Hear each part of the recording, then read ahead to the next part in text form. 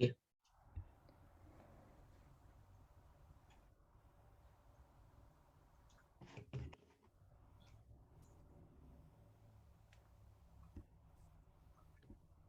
Since the last time we spoke, Siden vi snakkede sidst, I mean the last time I presented, jeg mener sidste gang jeg præsenterede, there have been significant changes that have occurred in the world. er der sket store forandringer i verden. Betydningsfulde forandringer.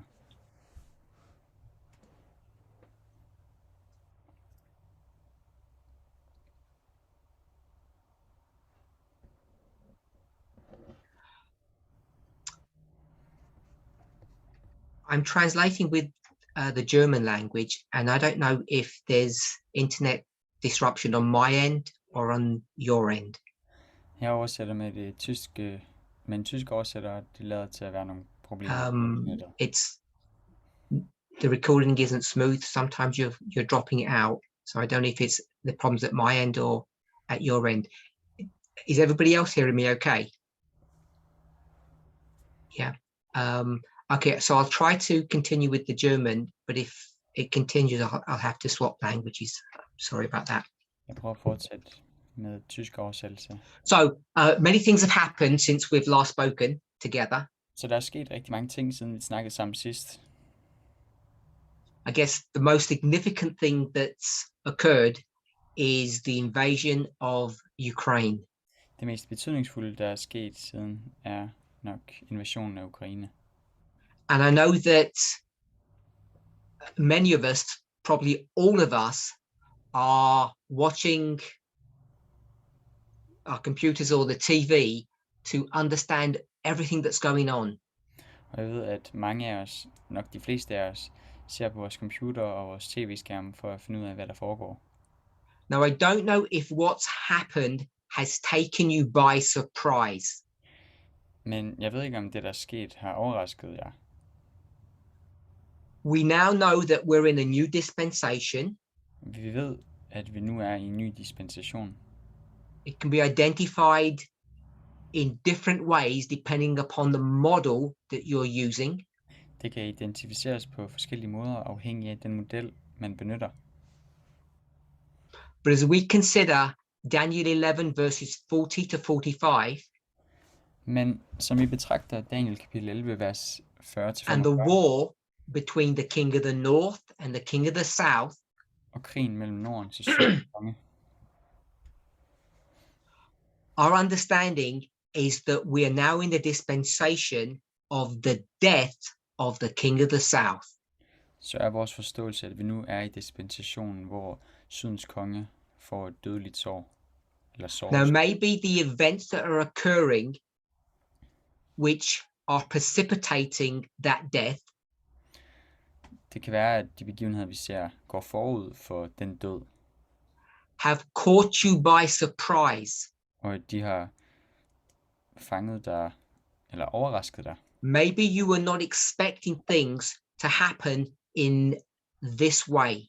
Måske forventede du ikke, at ting ville udvikle sig på den her måde. In the movement, we have spoken about information wars and hot wars. I bevægelsen har vi snakket om informationskrig og det, man kalder varmekrig. And if you have listened to the news media over the last month, Og hvis du har lyttet til medierne i den sidste måned, if you've been watching the TV or YouTube, hvis du har set tv eller YouTube, you know that things are hot. så ved du, at tingene er varme, så at sige. Hot. I mean, there is a real physical war going on. Og med varm mener jeg, at der foregår en reel fysisk krig. And that may have taken you by surprise. Og det har måske overrasket nogle af jer. What I want to do in the first part of this presentation Det første, jeg ønsker at gøre i den her første del af præsentationen, I'm not sure how long it's going to take, Jeg er usikker på, hvor lang tid det vil tage. but I want to go through a question and answer interview. Men jeg vil gerne gå igennem en spørgsmål og svar interview. This was an interview by a Western journalist of a Russian filmmaker. Det var en vestlig journalist, som stillede spørgsmål til en russisk filmlaver. So this Russian filmmaker doesn't have sympathies with Vladimir Putin's perspective. Den her russiske filminstruktør, tror jeg nærmere, han har ikke sympati for Vladimir Putins perspektiv. But he does understand his mindset. Men han forstår hans mindset.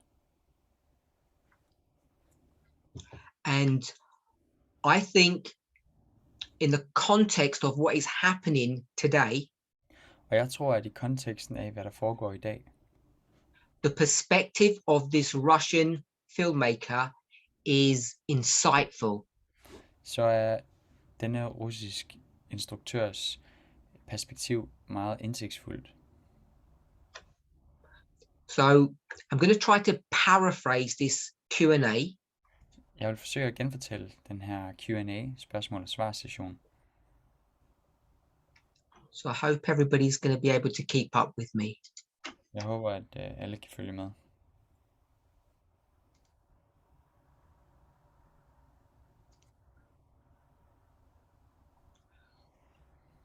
My Russian isn't very good, Mit russisk er ikke særlig godt, so I'm not going to pronounce some of these words or these names very well. så jeg vil ikke udtale de her navne og steder særlig godt. The person who's been interviewed, his name is Maxim Pozdorokin. Instruktøren, der bliver interviewet, hans navn er Maxim Postorovkin, eller noget i den stil. Pozdorokin. I'm not pronouncing that well. I understand that. Det udtaler jeg ikke særlig godt, det har jeg godt klar over. Now, this Russian this person was born in Russia, but I believe he now lives in the United States. He was educated in the United States. Den person blev født i Rusland, men bor nu i USA. Jeg tror, han blev uddannet i USA. And he has produced several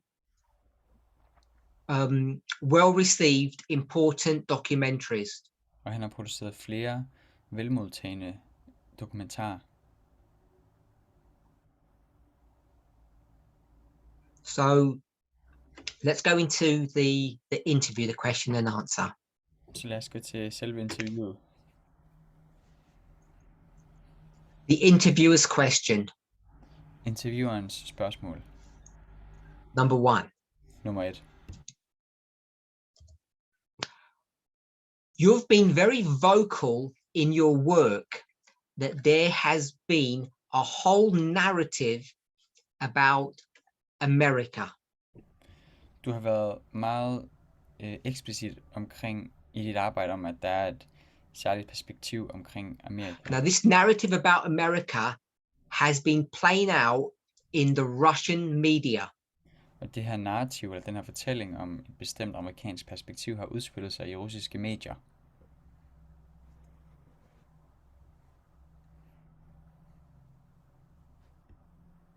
And most Americans aren't aware of what is being aired in the Russian media.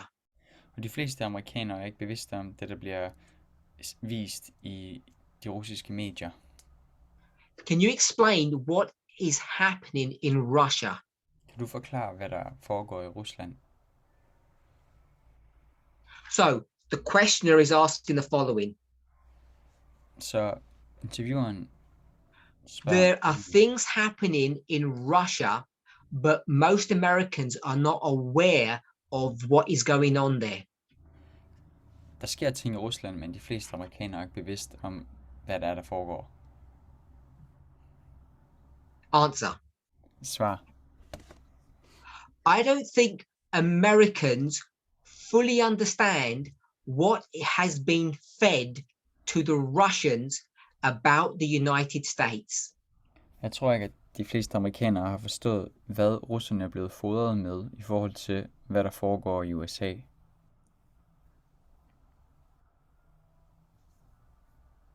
Not only the United States, but the West in general. Og ikke kun i USA, men Vesten generelt. Not just today, but after over the previous or past 10 years, the past decade. Ikke kun i dag, men inden for det seneste årti. There has been an information war. Der har været en informationskrig.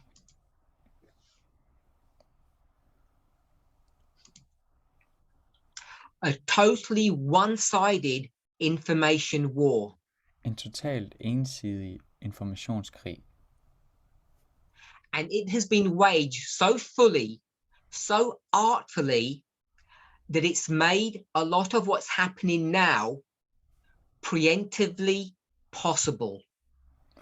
Og den er blevet udkæmpet så nøjsomt. So I'll rephrase that because some translators may not understand what that means.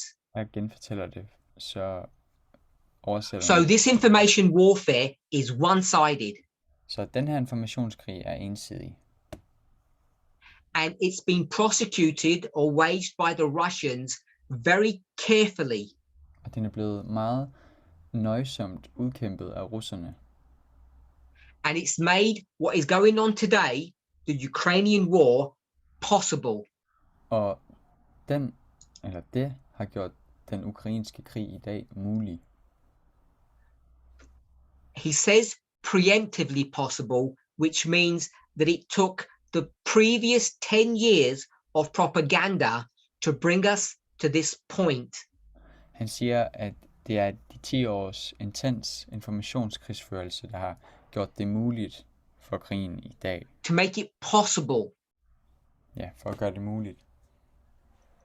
What this information war boils down to is the following. Det, som informationskrigen kan koges ned til, er følgende. So this is the Russian narrative that has been fed to the people of Russia for the past 10 years.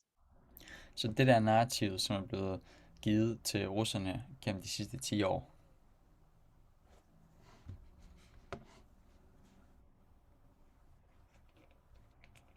Without these 10 years of information warfare, Russia would not have been able to go to war now. Uden de her 10 års informationskrigsførelse havde Rusland ikke været i stand til at gå i krig i dag. Quoting again. Citerer igen.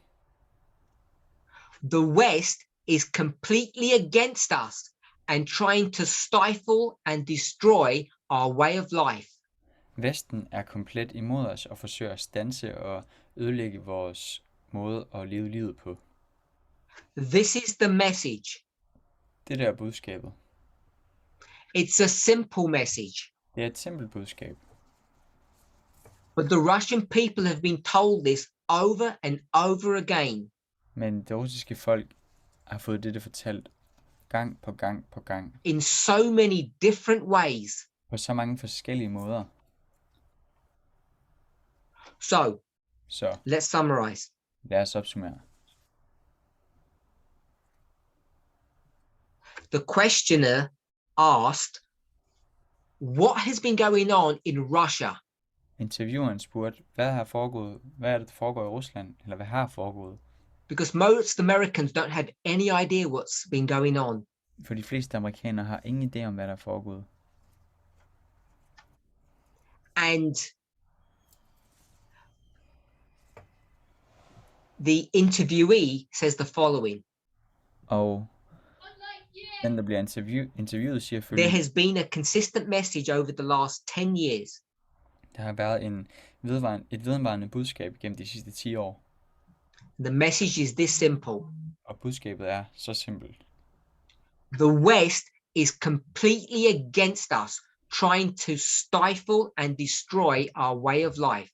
Vesten er komplet imod os og forsøger at standse og ødelægge vores måde at leve livet på. And this message has been given in different ways to the Russian people. Og dette budskab er blevet givet det russiske folk på forskellige måder. Question 2. Spørgsmål 2. Can you give some examples? Kan du give nogle eksempler? Answer. Svar. The Western sanctions back in 2014 over the war in the Donbass De vestlige sanktioner i 2014 over krigen i Donbass, you remember that?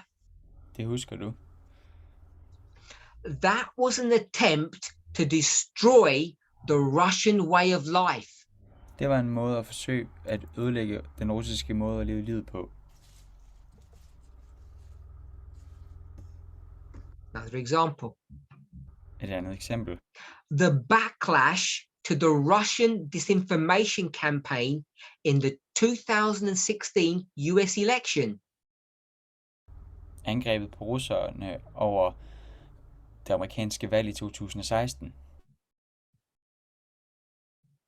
So in 2016, there was the United States election. Så i 2016 var der valg i USA.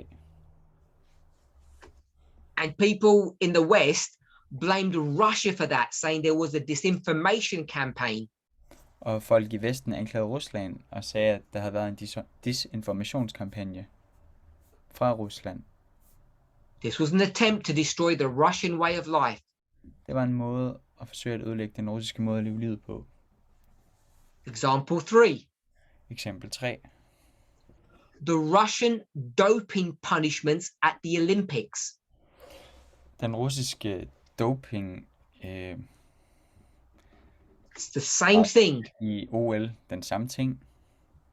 You name it, if it has involved Russia and the West, Du kan bare give hvilket som helst eksempel, hvis det har involveret Rusland og Vesten. it's always the West trying to destroy the Russian way of life. Så er det altid Vesten, der forsøger at ødelægge den russiske livsførelse.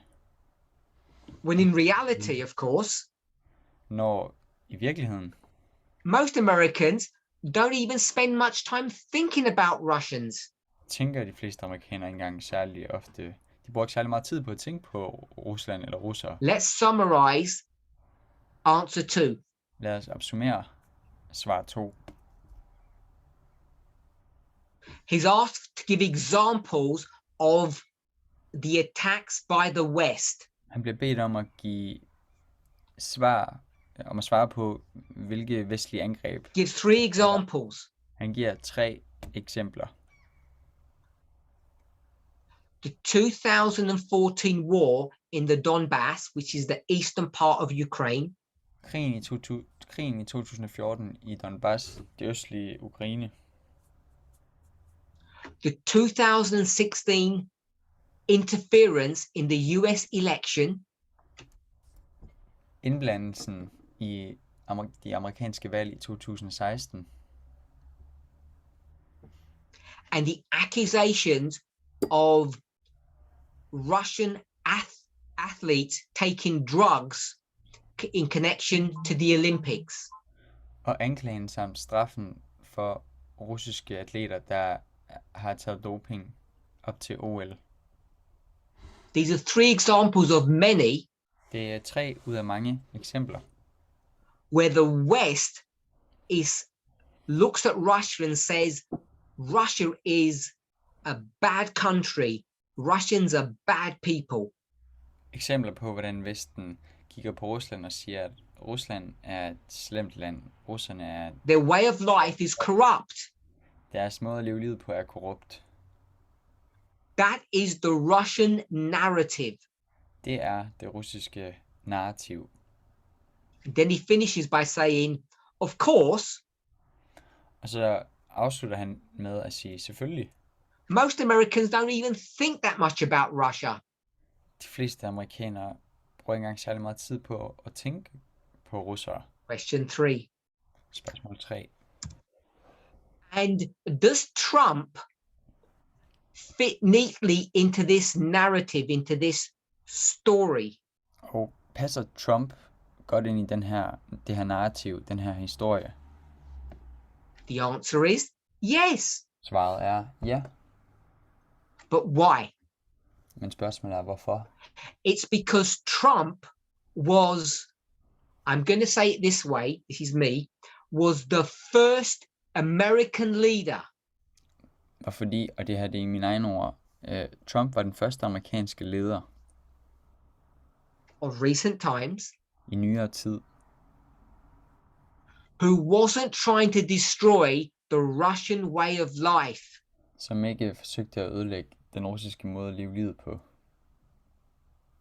and this becomes significant with respect to the timing of this Ukrainian war. Og det bliver signifikant, når man tænker på timingen af den russiske-ukrainske krig. Simply put,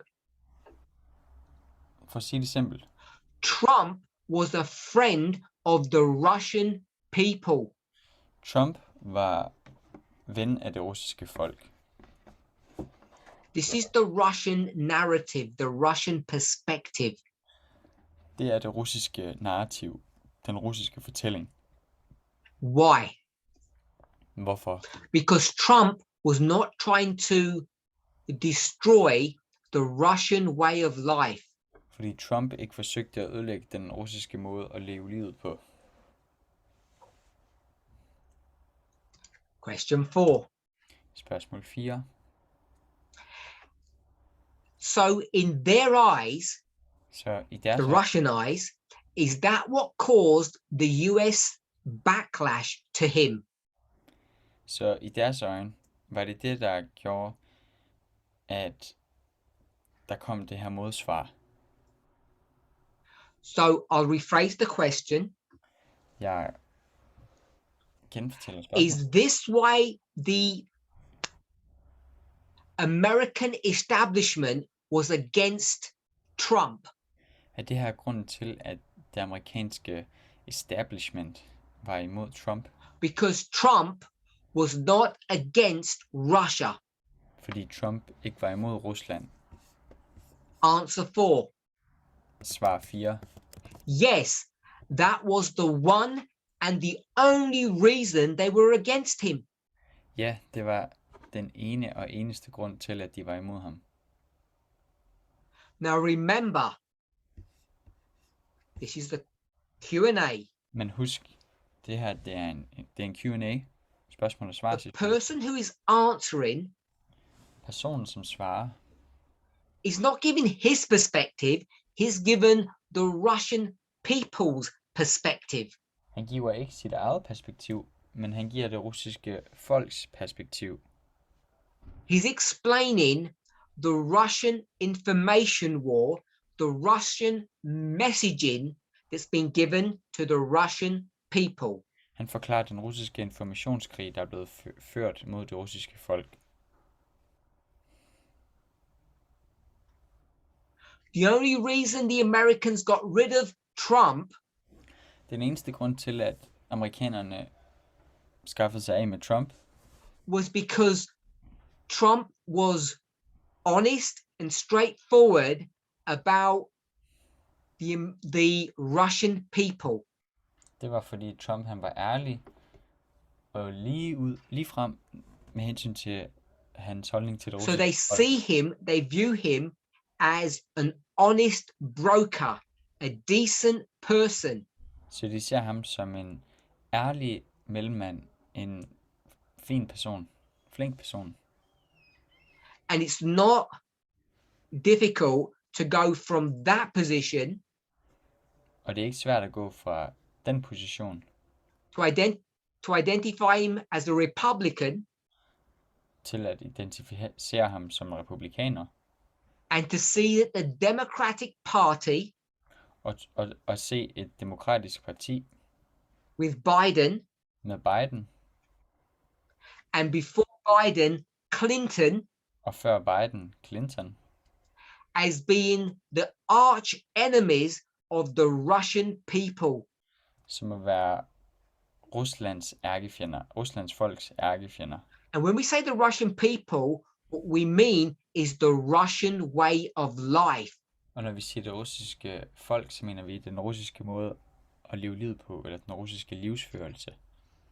We need to understand Vi har brug for at forstå, that the reason that this war is happening in Ukraine, at grunden til, at denne her krig foregår i Ukraine, which has been going on for a long time now, som har stået på i lang tid nu,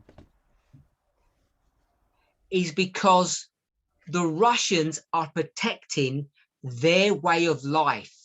skyldes, at russerne beskytter deres måde at leve livet på. It's a survival for their very existence. Det er en overlevelse for selve deres eksistens. Now, you may think that's extreme, Du tænker måske, det er jo ekstremt. but is that not exactly what prophecy teaches? Men er det ikke præcis det, som profetien lærer os? Question 5. Spørgsmål 5. So, based upon all that we've just discussed, Baseret på alt det, som vi lige har diskuteret, of what the interviewee has said about the Russian way of thinking, i forhold til det, som intervieweren eller personen, der bliver spurgt, har questioner asks, om den russiske måde at leve livet på, så siger intervieweren, what effect does this have? hvilken effekt har det her? Like you said, it's not like the United States or Europe has done much to really feed this narrative. Som du selv siger, er det ikke fordi, at USA eller Europa har gjort meget for at skubbe til det her narrativ. So from a Western perspective, Så fra et vestligt perspektiv, the questioner is suggesting that what's the real problem? spørger intervieweren, hvad er det reelle problem? It all seems rather extreme. Det hele virker ret ekstremt. So the question was, what effect does this have? Spørgsmålet var, hvilken effekt har det her? This mindset that's being fed to the Russian people. Det her mindset, som bliver fodret til det russiske folk. Givet til det russiske folk. Even though it's not true. På trods af, at det ikke er rigtigt. Because everyone in the West knows that they're not really that bothered about Russians. For alle i Vesten ved, at de går ikke rigtig op i russerne. So, I hope we all understand what the phrase or the term shadowboxing means. Jeg håber, vi alle forstår, hvad begrebet skyggeboksning betyder. So we all know what boxing is. Vi ved alle, hvad boksning er. And when you box, you, of course, fight with a real person, a real opponent. Når man bokser i virkeligheden, så kæmper man naturligvis mod en rigtig modstander. So there's a phrase that you can box with an imaginary person. Og man siger, at man også godt kan kæmpe mod en forestillet person. It's like boxing with your shadow. Og det er ligesom at bokse med sin skygge. It looks like there's someone there who's fighting with you, but it's not real. Det ser ud som om, der er en, der kæmper mod dig, men det er ikke rigtigt. So, the answer for question 5. Så svaret på spørgsmål 5. What's the effect of all this propaganda that the Russian government is giving to the Russian people? Hvad er effekten af alt det her propaganda, som den russiske regering giver til det russiske folk?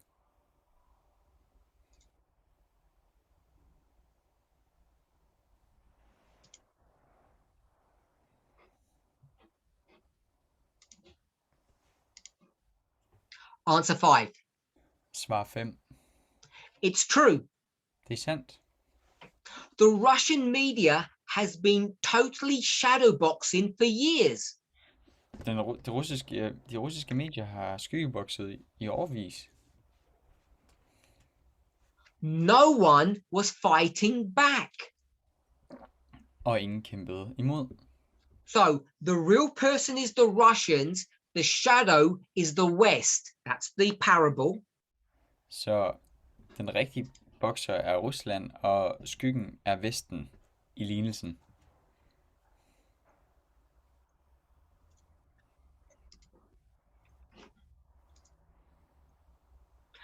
But it doesn't really matter. Men det betyder egentlig ikke noget. If you ingrain this message of victimhood so completely, Hvis du virkelig indbygger det her budskab om at være et offer, what it does is when there's any kind of aggressive move by Putin, det gør, det er, at hver gang der er en aggressiv handling fra Putins side af, as there is now, som der er nu, the people in Russia do not see it as an act of aggression. så ser det russiske folk det ikke som en aggression.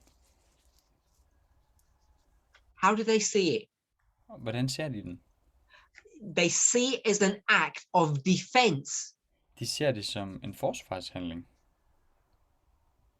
They see it as them standing up for their way of life. De ser det som dem, der beskytter deres måde at leve livet på. So let me just rephrase what the answer says for question 5. Så lad mig genfortælle og gennemgå igen, hvad svaret på spørgsmål 5 det egentlig siger. What's the effect of all of this? Hvad er effekten af alt det her? The effect is that when Russia stands up and fights, Effekten er, at når Rusland det rejser sig og kæmper in the current situation, destroying or trying to annihilate Ukraine, i den aktuelle situation og forsøger at udslette Ukraine, the people of Russia see this as a response to what the West is doing. så ser det russiske folk det her som en respons på det, som Vesten gør. This is not an aggressive act by Putin, Det er ikke en aggressiv handling fra Putin, which means that Putin is not doing anything evil. hvilket betyder, at Putin han ikke gør noget ondt. The war is legitimate. Krigen er legitim.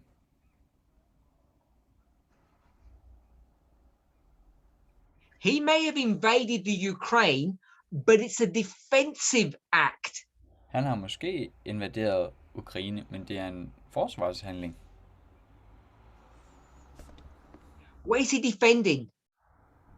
Hvad er det, han forsvarer? He's defending the Russian way of life. Han forsvarer den russiske måde at leve livet på. Now, you have heard in the news, Du har måske hørt i nyhederne, increasingly over the past week or 2 weeks, mere og mere tiltagende i løbet af de sidste the thought or the idea of the use of nuclear weapons. tanken eller ideen om at bruge atomvåben. Now, you might think that is crazy. Du tænker måske, det er jo vanvittigt. The mindset of using nuclear weapons, even tactical nuclear weapons, Tanken om selv kun at bruge taktiske atomvåben is ridiculous. It's silly. er fjollet. But from their perspective, Fra deres perspektiv, the nuclear threat that they possess computes, it makes sense to them. så giver det mening for dem at komme med sådan en trussel om atomvåben. Now, I'm not trying to call Putin an animal in the next statement. Og jeg forsøger ikke at kalde Putin for et dyr i den her næste udtalelse. But many Western journalists have used this imagery. Men mange vestlige journalister har brugt dette billedsprog. When you corner a wild animal, Når man putter et vildt dyr i et hjørne, when you put them into a corner and restrain them, når man fanger dem i et hjørne og begrænser dem, so they've got no option of escape, så de ikke har nogen mulighed for at flygte, they will do what is ever necessary to protect and save themselves. så vil de gøre hvad som helst for at beskytte og frelse sig selv. Even if it means self-destruction. Selv hvis det betyder selvødelæggelse eller selvdestruktion. We call that fight or flight, like meaning to run. Det kalder vi at flygte eller kæmpe. Fight or flight på engelsk. In previous studies, we have called this the fast brain response. I tidligere studier har vi omtalt dette som den hurtige hjernes respons. And that's why the threat or the possible use of nuclear weapons isn't a crazy idea for them. Og derfor er truslen eller ideen om at bruge atomvåben, den er ikke vanvittig for dem. Because if you're a Russian, For hvis du er en russer, and you have a way of life, a way of thinking, og du har en måde at leve livet på, as people in the past have said, in the West, som folk tidligere har sagt i Vesten, give me life and liberty. giv mig liv og frihed. Give me life or liberty. Giv mig liv eller frihed. So people would prefer to die than to have their freedoms taken from them. Så folk vil hellere dø, end at deres frihed bliver taget fra dem. And you and I are saying, what freedoms are we taking from you? Og USA og Vesten siger, hvilke friheder er det, vi We're fratager jer? making your lives better. Vi gør jeres liv bedre. We've given you all the riches that the West has to offer. Vi giver alle de muligheder, som Vesten har at byde på. But Russians don't see it that way, Men sådan ser russerne det ikke. because they have been fed a story. Fordi de er blevet fodret en vis historie, et vist narrativ. We might call it propaganda. We might call it information war. Vi kan kalde det propaganda eller informationskrig. That the West is trying to infiltrate the Russian way of life. At Vesten forsøger at infiltrere den russiske måde at leve livet på. Now, I have to admit, I have no idea of what the Russian way of life is. Jeg bliver nødt til at indrømme, jeg ved ikke, hvad den her russiske måde at leve livet på er. In the sense that what their aspirations, what their desires are, that they are different to ours. I forhold til, hvad deres ønsker er, og hvad de går efter, og hvordan det er forskelligt fra vores. But they're at a place Men de er et sted, that if you're prepared to destroy them as a people, hvor at hvis du er klar til at ødelægge dem som et folk, the only thing that they can resort to is the nuclear threat. så er det eneste, de kan falde tilbage på, det er truslen om atomvåben. Because everyone knows For enhver ved, they cannot win a conventional war. at de ikke kan vinde en konventionel krig. So after all the mistakes that the Russian military have made, and we're all aware of that, Så efter alle de fejl, som det russiske militær har begået, det er vi alle bevidste om, you can see why this is now being discussed. kan man se, hvorfor det nu bliver diskuteret. Question 6. Spørgsmål 6.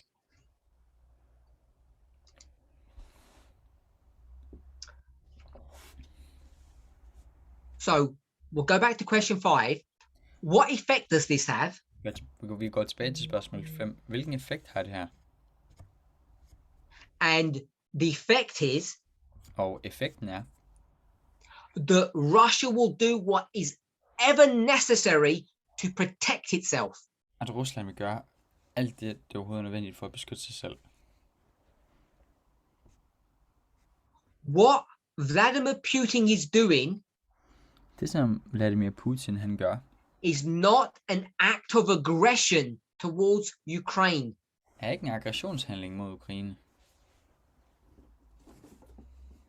That's a wrong way of seeing it. Det er en forkert måde at se det på. What's going on Det der sker, is this is a defense of the Russian way of life. det er et forsvar, eller en forsvaring af måden, den russiske måde at leve livet So på. question 6. Så spørgsmål 6. In Russia, this is not seen as saber rattling. I Rusland bliver det her ikke set som sabelratling. So saber rattling is when two warriors, two soldiers stand in front of each other Det er, når to krigere står over for hinanden. two gang members. To gangstermedlemmer. They look at each other and they shake their weapons at one another, threatening. De ser på hinanden og ryster deres våben mod hinanden.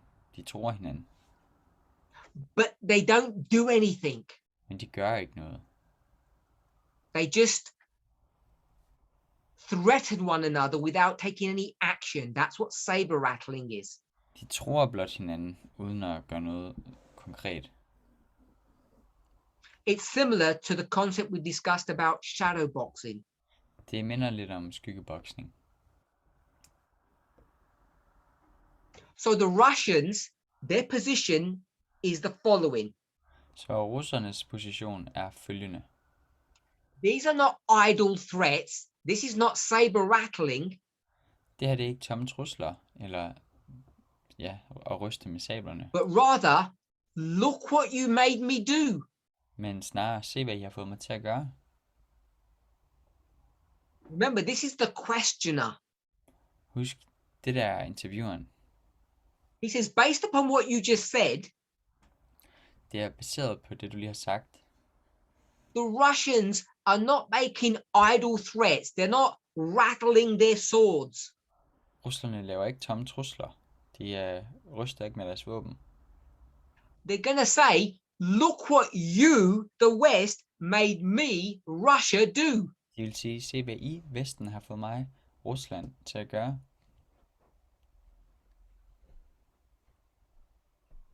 This is a rhetorical question. Det er et retorisk spørgsmål. Answer 6. Svar 6. Exactly. Præcis. The Russian narrative is the following. Det russiske narrativ er følgende. We don't want to take the nuclear option. Vi har ikke lyst til at bruge atomvåben. We know it's crazy, Vi ved, det er vanvittigt. but what choice do we have? Men hvilket valg har vi?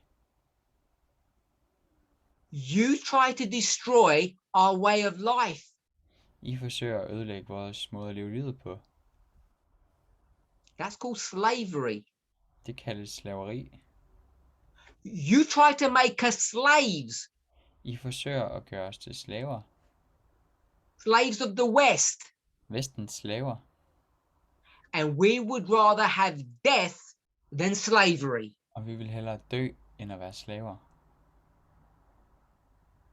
That is the Russian narrative. Det er det russiske narrativ. And all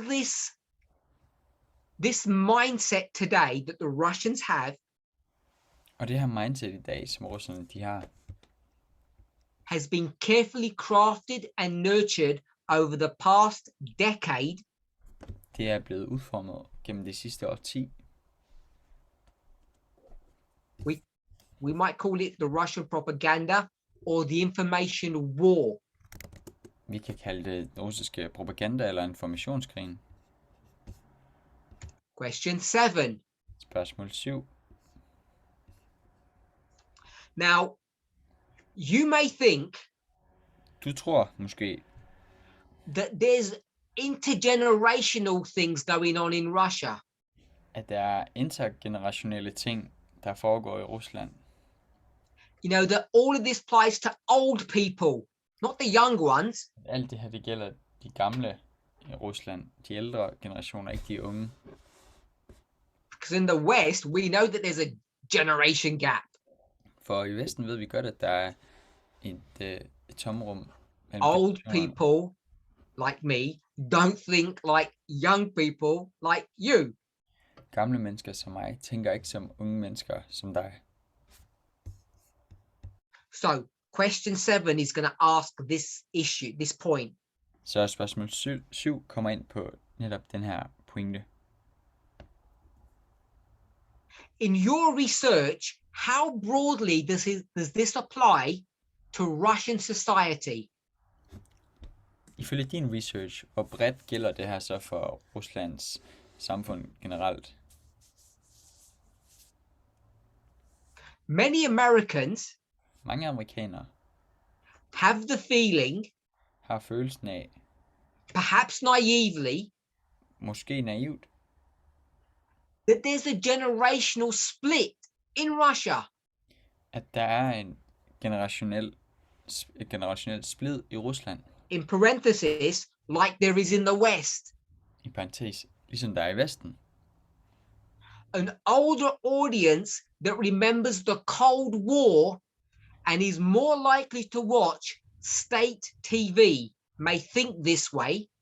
En ældre generation, der stadig husker den kolde krig og ser statslig tv og tænker på den her måde. But a younger generation Men en yngre generation, that doesn't remember the Cold War som ikke husker den kolde krig and is tech savvy. og er gode til teknologi. Tech savvy means they understand and use technology. De forstår og bruger teknologi. They won't be persuaded to see things the Russian way. De bliver ikke overbevist om at se tingene på den russiske måde. Technology and the open internet must play a role here, mustn't it? Teknologi og det åbne internet må spille en rolle her, må det ikke? Now we all know that Russia doesn't have a truly open internet.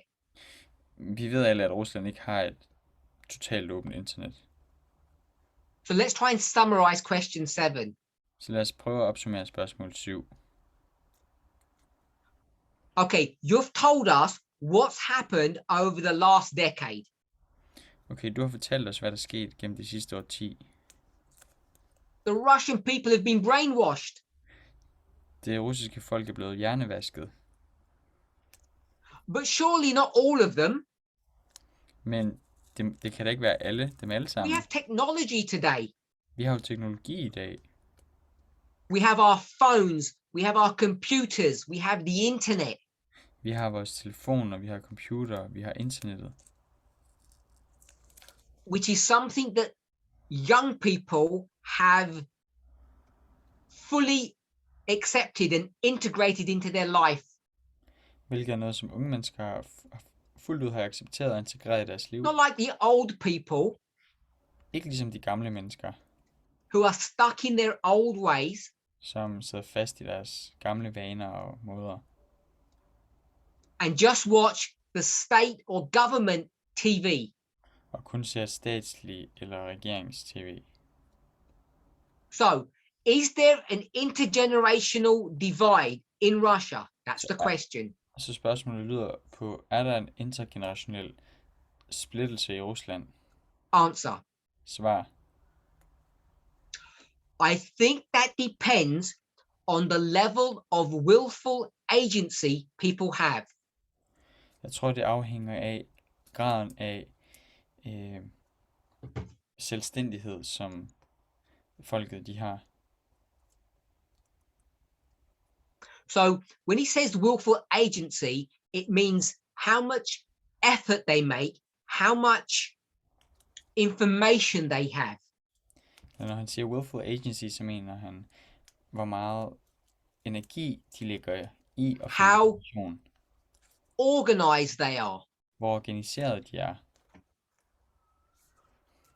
For some younger Russians, yes, For nogle yngre russere, ja,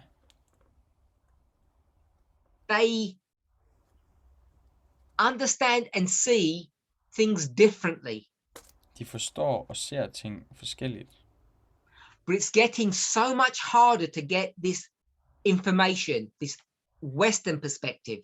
Men det bliver så meget sværere at få den her anden information. Det vestlige perspektiv for eksempel. You really have to make effort. You really have to take action. Man skal virkelig anstrenge sig og gøre noget for det.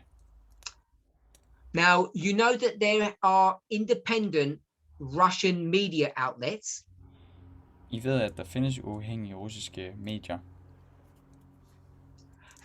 And they've now essentially been closed down.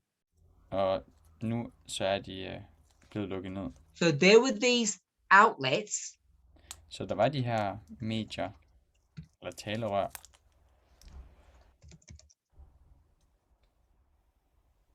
and if you made the effort to watch them, which was relatively easy in the past, you could get a different perspective. og hvis du anstrenger dig for at se dem tidligere, hvilket ikke var særlig svært, så kunne man få et andet perspektiv. But those have now essentially all been closed down. Men de er alle sammen stort set blevet lukket ned nu. So there's independent news services which gave a different perspective of the war have been shut down. Så de uafhængige nyhedsmedier, som gav et uafhængigt blik på krigen, er blevet lukket ned.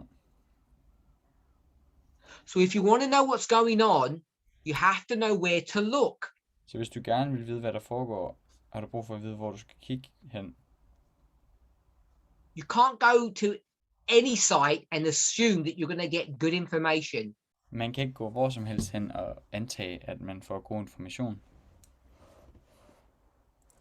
The other thing that you need to be able to do now Den anden ting, man skal være i stand til at gøre, is to use, and I don't know how this translates, a VPN. er at bruge en VPN. Now, VPN stands for virtual, which means not real, virtual private network. VPN står for virtuel privat netværk. And essentially what this does, it hides where your physical presence is. Og det som det gør, det er, at det gemmer, hvor din fysiske tilstedeværelse er, når du So går på nettet. you can go onto the internet Så du kan gå på nettet, and you can tell the internet og du kan fortælle internettet, that you're actually in another country from the country that you're actually in. at du for eksempel sidder i et andet land, end det land, du reelt set sidder i. So if I'm here in Europe, Så hvis jeg er her i Europa, I can trick the internet and make it think that I'm in Africa, as an Okay. example. så kan jeg snyde internettet og få det til at tro, at jeg er i Afrika. And it's country specific, not just continents. Og det er landespecifikt, og ikke kun kontinenter. So you can have a virtual, which means pretend, private network. Så man kan have et virtuelt, hvilket betyder, eller bare et virtuelt privat netværk. So if you're in Russia and you want to use Western news services, Så hvis du er i Rusland og gerne vil bruge vestlige nyhedsmedier, you can't, så kan du ikke. because now they've been blocked by the Russian government. For de er blevet blokeret af den russiske regering. So when you log on to the internet, Så når du logger på internettet, you trick the internet så snyder du internettet. and pretend that you're in Germany. Og lader som om du er i Tyskland. And now you can visit all the websites that you want to. Og nu kan du besøge alle de hjemmesider, du ønsker. VPN. VPN. Now, VPNs are not complicated to use, but most people either don't know what they are, or they're scared of them. VPN er ikke svært at bruge, men de fleste mennesker ved ikke, hvordan man bruger det, eller er bange for at bruge det. They don't trust them. You have to know what you're doing. De stoler ikke på dem, og man har brug for at vide, hvad man gør. So people need to know how they work, where to find them. Folk har brug for at vide, hvordan de fungerer, hvor man finder dem. But there are lots of people who are scared to use them, Men just in case they get found out. Men der er mange mennesker, som er bange for at bruge dem, i tilfælde af, at de bliver opdaget. People used to be able to use radio. Folk før i tiden var i stand til at bruge radio. But now they have been shut down as well. Men det er også blevet lukket ned nu. Or the owners of those TV and radio stations have preemptively shut themselves down. Eller ejerne af de her radiostationer har gået forud for regeringen og midlertidigt lukket det ned. Because, and we're all familiar with the new censorship laws that are now in force in Russia. Vi er alle bevidste om de nye censureringslove, som bliver håndhævet i Rusland. So, the question was, Så spørgsmålet det var, surely all the young people in Russia have not been conned, have not been duped. de unge mennesker i Rusland er da helt sikkert ikke blevet snydt. And the answer is, it's not that straightforward. Og svaret er, at det er ikke så simpelt. And the summary of all of that Og konklusionen eller opsummeringen af alt det is that the stratification of Russian society is not like the West. det er, at stratificeringen eller lavdelingen af den russiske befolkning eller samfundet ikke er, som den er i Vesten. It's more homogenized than our society. Den er mere homogen og ensartet end vores samfund. It's more together, more cohesive. Den er mere sammenhængende. Not like the young people are doing their thing and the older people are doing theirs. Ikke ligesom at den unge generation gør sin ting, og den ældre gør den egen. Gør noget andet. Especially when it comes to the Russian way of life. Særligt når det kommer til den russiske måde at leve livet på. Question 8. Spørgsmål 8. All of these TV, radio, internet sites are either being forced to close or have voluntarily closed because of the censorship laws. Alle de her internet- og nyhedsmedier er enten blevet tvunget til at lukke, eller har lukket på egen vilje. Question. På grund af de her censurlove. Spørgsmål. Is that a sign that the Russian information war isn't working? Er det et tegn på, at den russiske informationskrig ikke virker?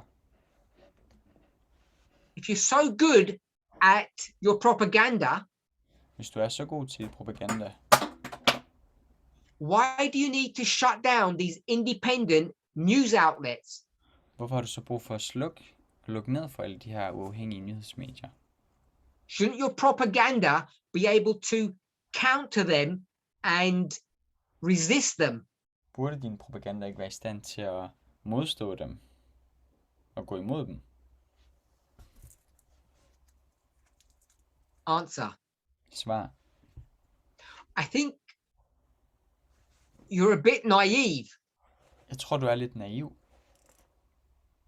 This is exactly what you should be doing. Det er præcis det, du bør gøre. You, the Russian government. Du, værende den russiske regering. Think of it as a boat Tænk på det som en båd, which has got some leaks. som har nogle huller.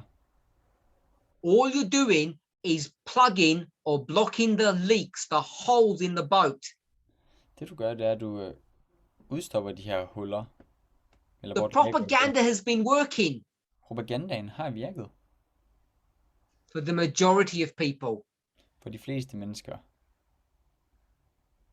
But for the few that it hasn't been working for, Men for de få, som det ikke har virket på, we need to close them down. dem har vi brug for at lukke ned. And that's why those independent news outlets have been closed, basically. Og det er grunden til, at de uafhængige nyhedsmedier er blevet lukket.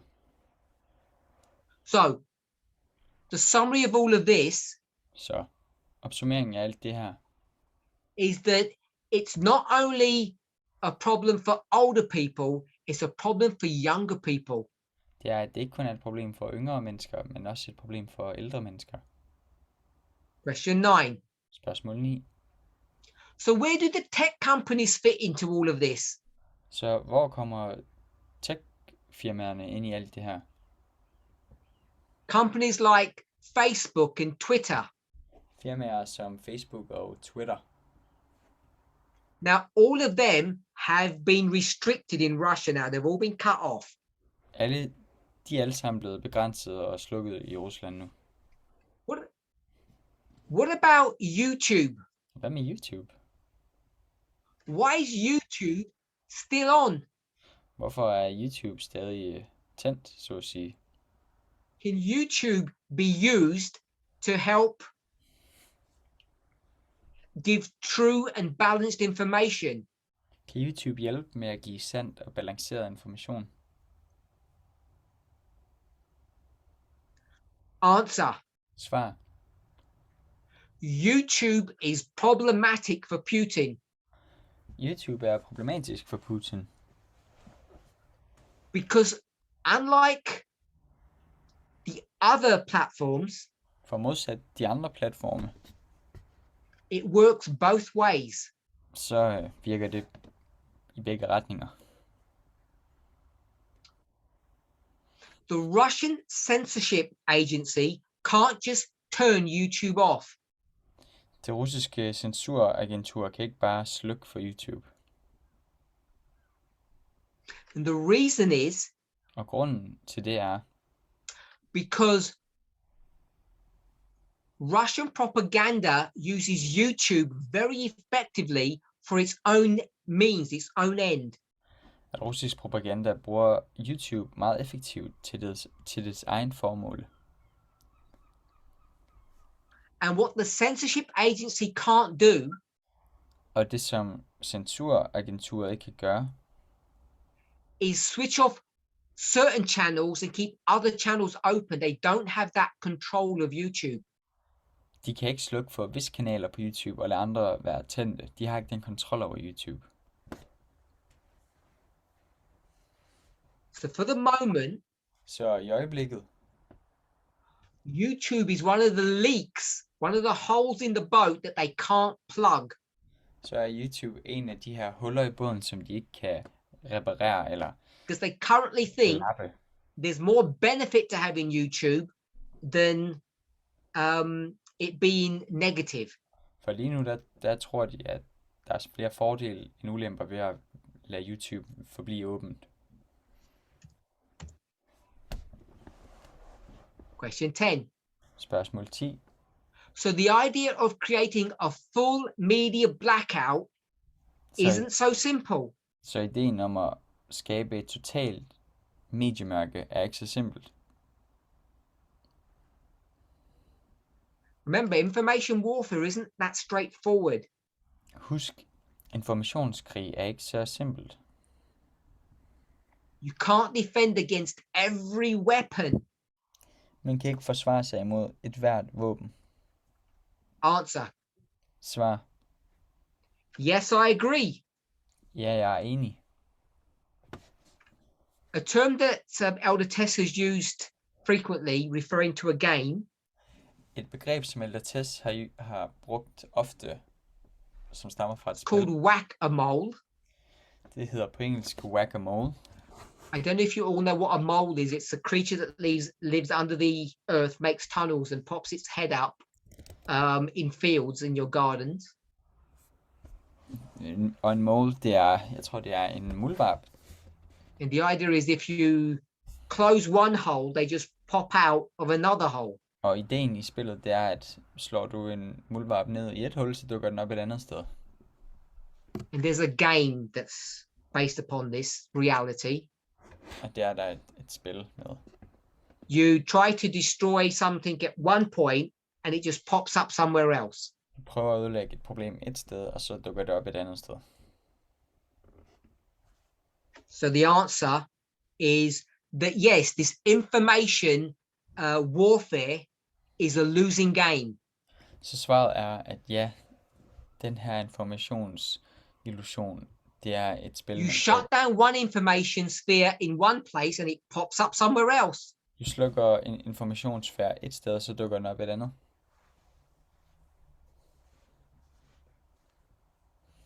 But each time you do that, it becomes harder. Men hver gang du gør det, så bliver det sværere. Vanskeligere. It becomes harder for the person seeking true information. Det bliver sværere for den person, der leder efter sand information. Often we will put Russia, China, North Korea all in the same category. Ofte så placerer vi Kina, Rusland og Nordkorea i den samme kategori. But they're not all the same. Men de er ikke alle ens. Russia will never become like North Korea, Rusland bliver aldrig ligesom Nordkorea, which is basically completely isolated from the world. som stort set er komplet isoleret fra resten af verden. But it's getting closer to the North Korean model, but it will never be like that. De kommer tættere på den nordkoreanske model, men de vil aldrig nogensinde blive som Nordkorea. Question 11. Spørgsmål 11. Does this filling the news desert, which means that there's no news, filling it with propaganda, does it work? Virker det at fylde det her den her tomhed i medielandskabet med propaganda? So if you imagine a desert that doesn't have anything, Hvis du forestiller dig en ørken, hvor der ikke er noget som helst, no news, ingen nyheder, you're going to fill this desert with propaganda. du fylder ørkenen med propaganda. Does this methodology work if people don't have bread to eat? Virker den her strategi, hvis folket ikke har brød at spise, or their sons are not coming home from the Ukrainian war? eller deres sønner ikke kommer hjem fra den ukrainske krig? So in Russia, your I Rusland, sons are dying in the Ukraine and there's no bread in the shops. dine sønner dør i Ukraine, og der er ikke noget brød i butikkerne. That's already started. You're all familiar with that. Det er allerede begyndt. Det er jeg alle bekendt med. Now, wouldn't that reality that's going on in Russia Vil den realitet, som foregår i Rusland, wouldn't that begin to change people's mindsets? vil ikke begynde at ændre folks mindset? So we might call it sanctions Vi kan kalde det sanktioner and military attrition. Attrition means the wasting away of your military. og militær tab. Answer. Svar. I believe that 90% of people in Russia Jeg tror, at 90% af see folk i Rusland, themselves as victims, de ser sig selv som ofre, and they just stick to their broad ideological viewpoint. og de fastholder blot deres ideologiske standpunkt og holdning. They're not changing their view of things. De ændrer ikke deres blik på situationen, which are deeply ingrained som er dybt forankret, just because life is harder. blot fordi livet bliver hårdere. They don't connect the two. De forbinder ikke de to. They don't connect, there's no bread, and our children are not coming home because they've been killed. De forbinder ikke det faktum, at der ikke er brød, og at folk ikke vender tilbage fra Ukraine, fordi de er blevet slået ihjel. They don't see those as being created by the Russian government, by Putin. De ser ikke det som skabt af den russiske regering, af Putin. They say this is the price that we have to pay De siger, at det er prisen, vi må betale for our freedoms and our rights. for vores frihed og vores rettigheder. Question 12. Spørgsmål 12. Or do they blame the West for all of this? Hvorfor anklager de Vesten for alt det her? You all know the answer. I kender alle svaret. Yes, this is what Putin is doing. Ja, det er det, som Putin han gør. You have all heard the phrase, I hope. I har alle hørt frasen, håber jeg. You have all heard him say I har alle hørt ham sige, that sanctions at sanktioner are an act of war against the Russian people. er en krigshandling mod det russiske folk.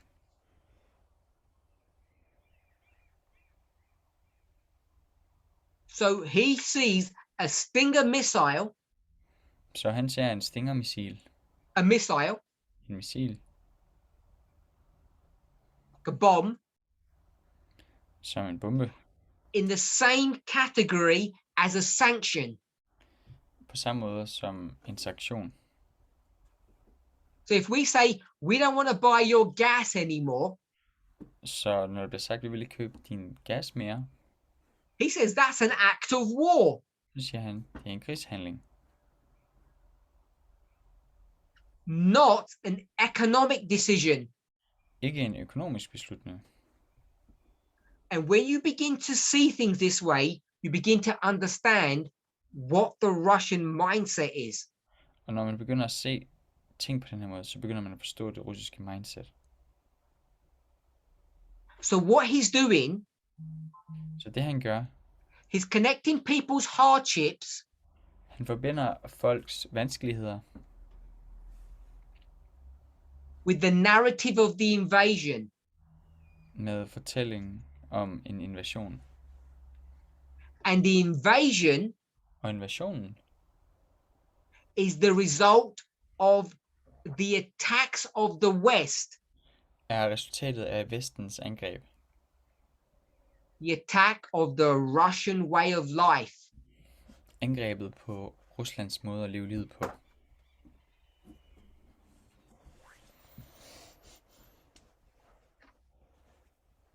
We'll just answer one last question, Vi besvarer blot et sidste spørgsmål, and then we'll finish off in our next presentation. og så færdiggør vi det i næste præsentation. Question 13. Spørgsmål 13. Will harsh economic sanctions make ordinary Russians call for an end to the war? Vil hårde økonomiske sanktioner få ordinære russere til at sige stop for krigen, stop til krigen? The answer, Svaret, no. nej. What a lot of people may want in tough times is the opposite. Det som mange folk ønsker i hårde tider er det modsatte. They want a display of strength against the West. De vil gerne vise en styrke over for Vesten. And this is what Putin and the state media are ready to serve them.